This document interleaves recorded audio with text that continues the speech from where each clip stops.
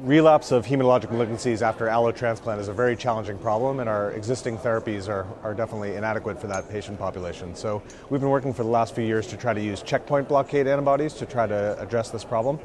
In the past, we published data on Ipilimumab, which targets CTLA-4, and what I presented at the meeting this time was our first data on nivolumab, the PD-1 blocking antibody, to treat patients with any heme malignancies that have relapsed after allotransplant.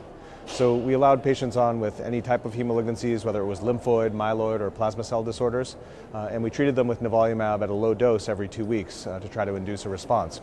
Obviously, there were some safety concerns with this type of approach based on some of the retrospective data that have been published now, and unfortunately we ran into some issues with toxicity on our study as well.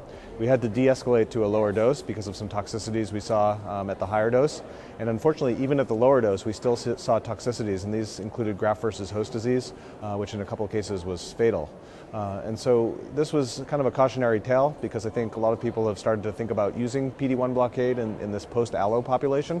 We certainly did see some activity in the types of diseases where we'd expect, things like Hodgkin lymphoma or primary mediastinal B-cell lymphoma.